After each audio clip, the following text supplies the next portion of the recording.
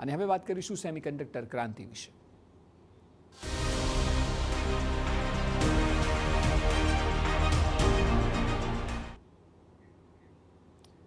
તો થોડી વારમાં જ પીએમ મોદી ગુજરાતની મુલાકાતે હશે. દેશને પ્રથમ મેડ ઇન ઇન્ડિયા સેમિકન્ડક્ટર ચીપની ભેટ આપશે. સાણંદ ખાતે સેમિકન્ડક્ટર એસેમ્બલી, ટેસ્ટ અને પેકેજિંગ સુવિધાનું ઉદ્ઘાટન કરશે. બપોરે 3 વાગે અમદાવાદ પહોંચશે પીએમ મોદી. અમદાવાદથી હેલિકોપ્ટર મારફતે સાણંદ પહોંચશે. સાણંદમાં પીએમ નરેન્દ્ર મોદીનો ભવ્ય રોડ શો યોજાશે. બપોરે 3:45 વાગે માઇક્રોન સેમિકન્ડક્ટર સુવિધાનું ઉદ્ઘાટન કરશે.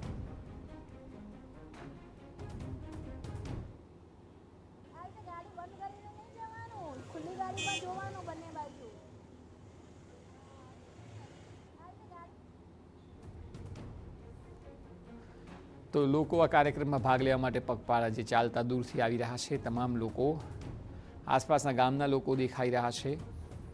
સેમિકન્ડક્ટર સુવિધાના ઉદ્ઘાટન મામલે આ તમામ લોકો આવી રહ્યા છે.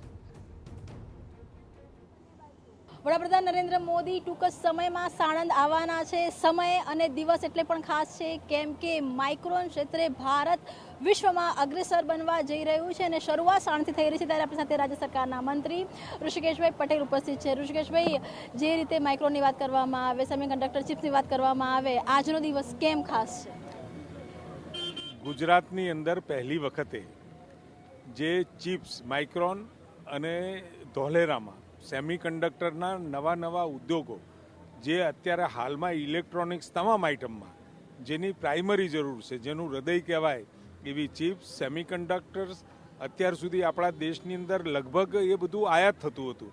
સ્વનિર્ભરતાનો જે મંત્ર આદરણીય પ્રધાનમંત્રી મોદી સાહેબે આપ્યો છે, એની શરૂઆત આજથી થઈ રહી છે અને આવતા વર્ષોની અંદર સ્વનિર્ભર આપણો ઇલેક્ટ્રોનિક્સ ઉદ્યોગ પણ બને અને અહીંયાથી બનતી ઇલેક્ટ્રોનિક્સ આઇટમો ક્વોલિટીવાળી પણ બને, સસ્તી પણ બને અને દુનિયાભરમાં એની માંગ રહે એ પ્રમાણેનું આખી ઇકોસિસ્ટમ ઇલેક્ટ્રોનિક્સ મેન્યુફેક્ચરિંગ માટે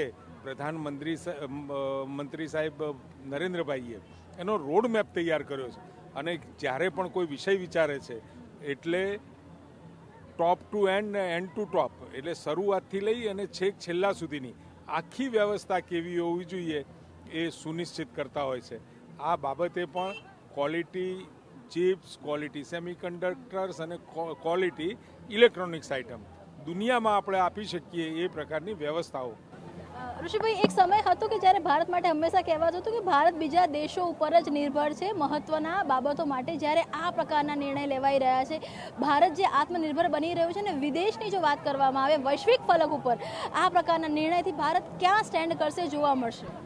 2047નો રોડમેપ આ શરૂઆત છે અને ભવિષ્યમાં પણ આવતા સમયની અંદર આ વાત યુવાનોએ ઉપાડી લીધી છે, આગેવાનોએ ઉપાડી લીધી છે અને આત્મનિર્ભર અને સ્વનિર્ભર બનવા માટેના પ્રયત્નો ચાલુ થઈ ગયા છે. આ કેવળ સૂત્ર નથી, પણ એ હૃદયની અંદર જે ધરબાયેલી વાત છે એ બહાર લાવી અને યુવાનોને કાર્યક્ષમ બનવા અને સતત ગતિશીલ બનવા માટેનું પ્રોત્સાહન આપી રહ્યા છે. ઋષિભાઈ, અંતિમ સવાલ કે જે રીતે કોઈ પણ ઉદ્યોગ આવતો હોય છે તો સ્વાભાવિક છે કે એની સાથે રોજગારી આવતી હોય છે.